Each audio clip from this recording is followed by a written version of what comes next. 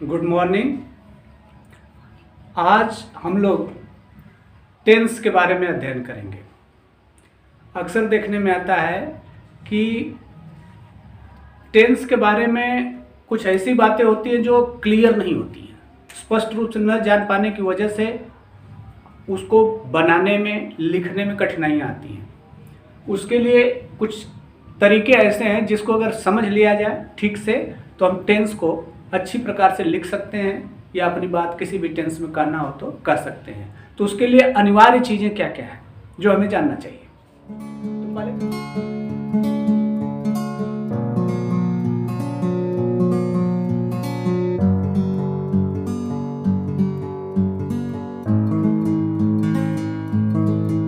तो पहले तो टेंस समझें कि टेंस होता क्या है। What is tense? Tense is that form of verb which shows time of an action or event along with state। समझे? ये टेंस जो होता है वह वर्ब का फॉर्म ही होता है जिसे टेंस कहते हैं, और यह किसी कार्य के होने के समय को बताता है कि कोई भी कार्य किस समय हो रहा है, उसके नेचर को दिखाता है। इसके काइंड्स पर अगर हम देखें तो टेंस को 3 भागों में बांट करके अध्ययन करते हैं।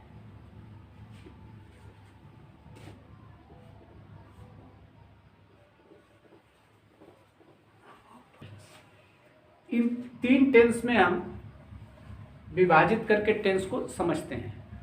तो पहले हम पहले वाले को लेते हैं, प्रेजेंट टेंस को। अब प्रेजेंट टेंस हैज 4 फॉर्म्स। इसके 4 प्रकार हो जाते हैं, जिसमें पहले को हम लोग लेते हैं कि प्रेजेंट टेंस का जो फर्स्ट पार्ट है इसका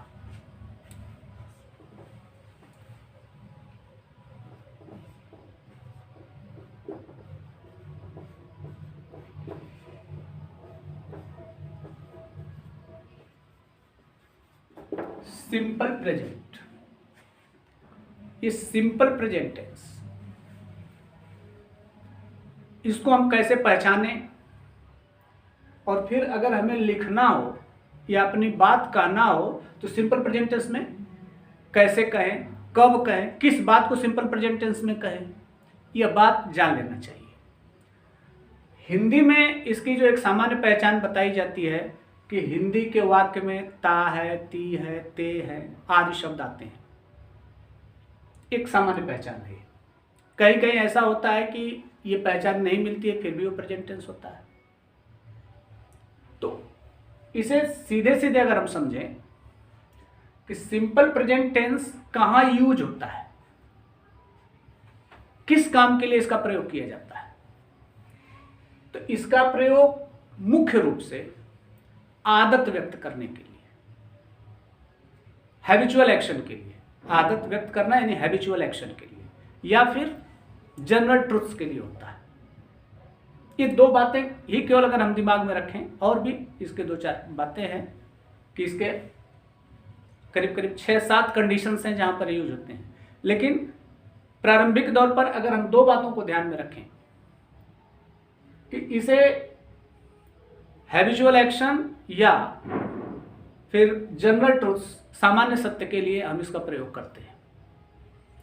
तो ये जनरल ट्रुथ्स या हैबिचुअल एक्शन क्या होता है? यह हैबिचुअल एक्शन यह दिखाता है कि जिस समय बात कही जा रही है जरूरी नहीं कि उस समय वह कार्य हो रहा हो, लेकिन वह स्थायी कार्य होता है, वह स्वभावगत कार्य होता है। स्वभावगत बात को व्यक्त करने के लिए या जनरल ट्रुथ्स को व्यक्त करने के लिए हम सिंपल प्रेजेंट टेंस का प्रयोग करते हैं। अब जैसे समझ लें,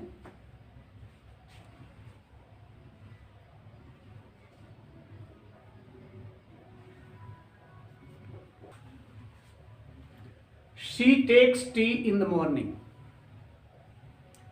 वह सुबह चाय पीती है।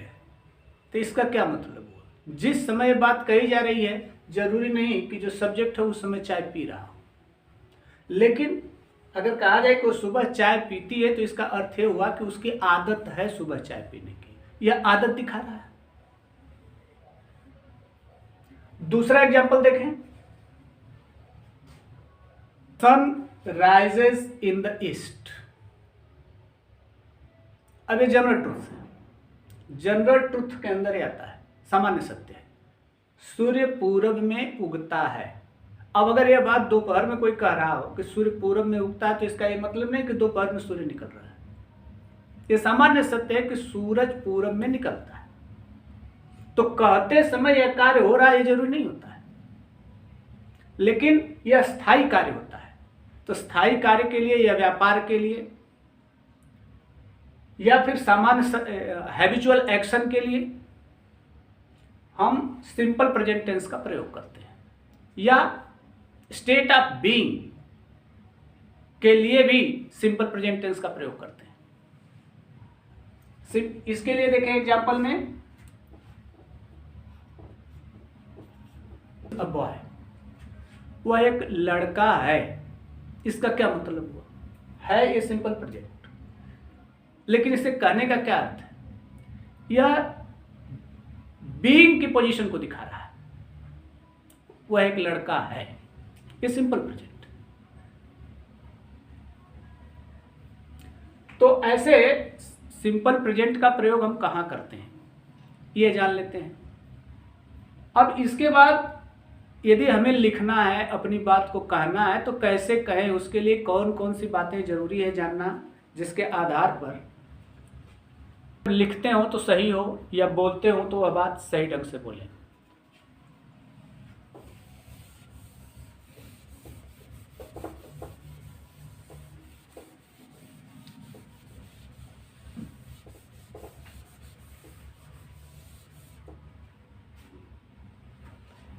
इसके पहले वाले वीडियो में हम लोग subject, verb, object and complement, इसकी पहचान सीखे थे कि कैसे इनको पहचानेंगे। क्योंकि जब हम कोई सेंटेंस लिखेंगे, चाहे किसी भी टेंस में हो, वो सिंपल प्रेजेंट में हो, प्रेजेंट प्रोग्रेसिव में हो, या प्रेजेंट परफेक्ट में हो, या पास्ट में हो, किसी भी टेंस में हो, तो उसमें हमें इनकी ज़रूरत पड़ती है, सब्जेक्ट की, वर्ब की, ऑब्जेक्ट की और कंप्लीमेंट की। तो जब हम इनको जान लेंगे, पहचान लेंगे, और उसके साथ जब हम एक और बात सीख लेते हैं जो कल यानी इसके पहले वाले वीडियो में हम लोगों ने वर्ड्स ऑर्डर के रूप में देखा था कि असर्टिव सेंटेंस का वर्ड्स ऑर्डर हम कैसे बनाएं, कैसे रखें, निगेटिव सेंटेंस, ये अफर्मेटिव का वर्ड्स ऑर्डर क्या होगा, निगेटिव का वर्ड्स ऑर्डर क्या होगा, और इंटरोगेटिव का वर्ड्स ऑर्डर क्या होगा। इसको कल हम लोगों ने ये पिछले वाले वीडियो में देखा था। अब अगर उतनी बात हमारी क्लियर हो गई है तो आगे की बात समझना और आसान हो जाएगा। सिंपल प्रेजेंट में जब हम कोई बात कहते हैं या लिखते हैं तो उसमें ध्यान रखें कि अगर हिंदी में है उसको इंग्लिश में कन्वर्ट करना है तो ये एक दूसरी बात है, लेकिन सोचिए कि अगर अंग्रेजी है तो वो अंग्रेजी में लिखी रहेगी, इंग्लिश इंग्लिश में लिखी रहेगी, तब हम कैसे पहचानेंगे कि ये कौन सा टेंस है।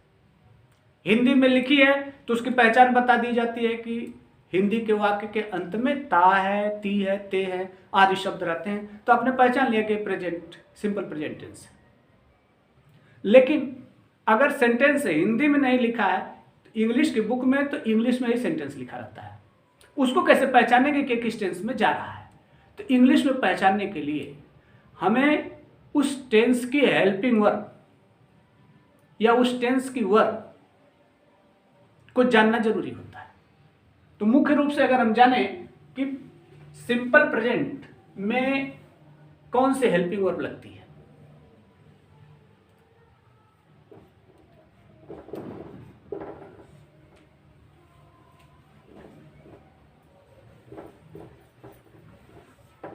डू, डज, ये दो हेल्पिंग वर्ब है, जिसमें डू का प्रयोग प्लूरल सब्जेक्ट के साथ होता है और डज का प्रयोग सिंगुलर सब्जेक्ट के साथ होता है। यह बात स्पष्ट रूप से दिमाग में आ जानी चाहिए। डू प्लूरल सब्जेक्ट के साथ और डज सिंगुलर सब्जेक्ट के साथ प्रयोग की जाती है। अब इन्हें हम सेंटेंस में रखते कैसे हैं, बोलते समय या लिखते समय इनका क्रम क्या रखते हैं। तो जो क्रम हम लोगों ने इसके पहले डिस्कस किया था कि इसमें 3 तरह के हम सेंटेंस बनाए। पहला,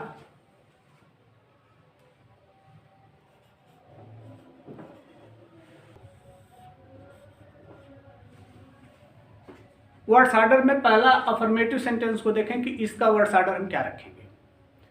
तो वर्ड्स ऑर्डर में हम लिखते हैं, सबसे पहले सब्जेक्ट आना चाहिए, उसके बाद वर्ब आना चाहिए, इसके बाद ऑब्जेक्ट और इसके बाद कॉम्प्लीमेंट। ये होता है। निगेटिव के लिए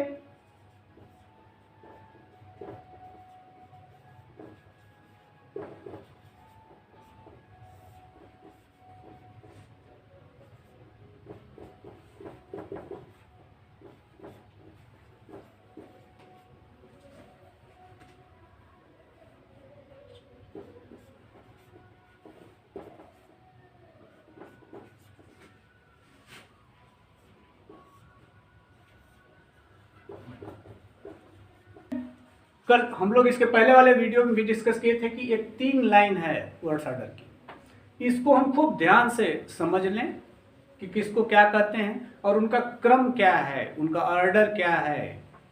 तो सबसे पहले अफर्मेटिव में सब्जेक्ट को लिखते हैं, इसके बाद वर्ब को लिखते हैं, उसके बाद ऑब्जेक्ट रहे तो ऑब्जेक्ट को लिखते हैं, उसके बाद हम कॉम्प्लीमेंट देते हैं। अगर सेंटेंस में हमें बताना है तो, लिखना है तो इन सब की जरूरत है, तो ऐसे क्रम यही रखेंगे। यहाँ पर इसका मतलब सब्जेक्ट हुआ, यहाँ HV है, इसका मतलब हेल्पिंग वर्ब हुआ। उसके बाद नेगेटिव सेंटेंस रहता है तो हेल्पिंग वर्ब के बाद नॉट लगाते हैं। उसके बाद वर्ब का फर्स्ट फॉर्म यूज करते हैं। ये V के बाद जो वर्ब लिखा हुआ है इसका मतलब वर्ब का फर्स्ट फॉर्म, और O का मतलब ऑब्जेक्ट और C का मतलब कॉम्प्लीमेंट। यहाँ इंटेरोगेटिव में हम इसके वर्ड्स ऑर्डर को देखते हैं कि सबसे पहले हम हेल्पिंग वर्ब को लिखते हैं, फिर सब्जेक्ट लिखते हैं, फिर वर्ब लिखते हैं, फिर ऑब्जेक्ट और उसके बाद में कॉम्प्लीमेंट। बस ये 3 लाइन केवल याद कर लिया जाए एक सूत्र की तरह। इसके बाद हमें सेंटेंस बनाने में आसानी आ जाती है कि हम उसे कैसे बनाएं इंग्लिश में। एक और मुख्य बात है कि ये जो हेल्पिंग वर्ब है ये डू है और ये डज है। अब इसको हम कहाँ यूज करेंगे, तो हम ये भी जाने कि जो सब्जेक्ट है सेंटेंस का वो सिंगुलर है या प्लूरल है। सिंगुलर का मतलब एक वचन, प्लूरल का मतलब बहुवचन। तो अगर सब्जेक्ट सिंगुलर है तो उसके साथ में हम डज का प्रयोग करेंगे। अगर सब्जेक्ट प्लूरल है तो उसके साथ में डू का प्रयोग करेंगे। यह ध्यान में रखा जाता है। सिंपल प्रेजेंट का जो अफर्मेटिव है, अफर्मेटिव सेंटेंस में अगर इसे यूज करना होगा तो थोड़ा ध्यान रखें। एक साधारण सा नियम SSPP का कि सिंगुलर सब्जेक्ट के साथ सिंगुलर वर्ब और प्लूरल सब्जेक्ट के साथ प्लूरल वर्ब का प्रयोग किया जाता है। लेकिन अफर्मेटिव सेंटेंस में हेल्पिंग वर्ब आपको नहीं दिखाई देगी, बिना हेल्पिंग वर्ब के भी इसका प्रयोग कर दिया जाता है। जैसे देखें, ही प्लेज फुटबॉल। अब यहां पर इसमें कहीं हेल्पिंग वर्ब आपको नहीं, डू डज नहीं दिखाई देगा। तो प्रश्न उठता है कि इसमें क्यों नहीं लगा, जब लगता है तो लगा क्यों नहीं। तो इसमें ध्यान दें, यहां जो सब्जेक्ट के स्थान पर आया है ही, यह सिंगुलर है। यहां जो वर्ब है प्ले, इसका जो फर्स्ट फॉर्म होता है प्ले। किसी भी वर्ब का first form always plural number होता है। ये बात दिमाग में सबके होनी चाहिए कि वर्ब का फर्स्ट फॉर्म हमेशा प्लूरल नंबर होता है। अब इसको सिंगुलर बनाने के लिए, क्योंकि यहां सब्जेक्ट सिंगुलर है, तो निश्चित रूप से इसके साथ में सिंगुलर वर्ब का प्रयोग किया जाएगा। तो इस वर्ब को सिंगुलर बनाने के लिए इसमें हमने एस ऐड किया। कुछ में एस ऐड किया जाता है, कुछ वर्ब में ES ऐड किया जाता है। अब वो कहां पर एस होता है, किस वर्ब के साथ में एस ऐड किया जाएगा, जोड़ा जाएगा, किसके साथ में ES जोड़ा जाएगा, तो उसके लिए समझ लें। कि जिस वर्ब के अंत में ओ आए स्पेलिंग में, जैसे गो, तो इसमें एस नहीं ऐड होगा, इसमें लास्ट में ओ आया है, तो इसमें हम सिंगुलर बनाने के लिए इसको ई एस ऐड करेंगे तो गोज हो जाएगा। उसी तरह से जिसके लास्ट में सी एच आए उसमें भी हम ई एस ऐड करते हैं, जिसके लास्ट में डबल एस रहे तब भी हम ई एस ऐड करते हैं। ऐसे बाकी सबके साथ में सिंपली एस प्रयोग कर दिया जाता है और वो सिंगुलर बन जाती है। तो ये हो गया अफर्मेटिव में। अब इसी को अगर हमें निगेटिव में कहना हो तब एस नहीं लगाया जाएगा या ई एस नहीं लगाया जाएगा, तब उसके लिए हमें हेल्पिंग वर्ब की जरूरत पड़ेगी। तो ये निगेटिव में इस वर्ड ऑर्डर, निगेटिव के वर्ड ऑर्डर के अनुसार अगर हम बनाएंगे तो हो जाएगा ही। अब इसके साथ सिंगुलर सब्जेक्ट है तो सिंगुलर के लिए जो हेल्पिंग वर्ब प्रयोग की जाएगी उसको लिखते हैं ही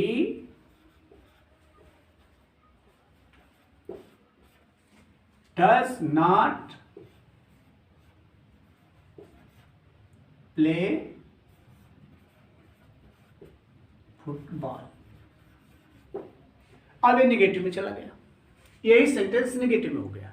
ही डज नॉट प्ले, यहां पर डज का प्रयोग इसके अनुसार किया गया है क्योंकि सिंगुलर है। और यहां जो वर्ब है ये अपने फर्स्ट फॉर्म यानी प्लूरल नंबर में आ गई, जैसा कि इसमें लिखा गया है कि वर्ब का फर्स्ट फॉर्म यूज होगा, तो यहाँ फर्स्ट फॉर्म कर दिया जाता है। अब यहाँ पर एस लगाने की जरूरत नहीं है, अगर यहाँ पर एस लगाए तो गलत हो जाएगा। इसको फिर इंट्रोगेटिव में कन्वर्ट करिए तो इसी वर्ड ऑर्डर पर रखिए कि हेल्पिंग वर्ब को पहले कर दीजिए। तो यहाँ हेल्पिंग वर्ब है, इसको हम पहले कर देते हैं। इसके बाद सब्जेक्ट को लिखते हैं, इसके बाद वर्ब का फर्स्ट फॉर्म आएगा, इसके बाद ऑब्जेक्ट आएगा,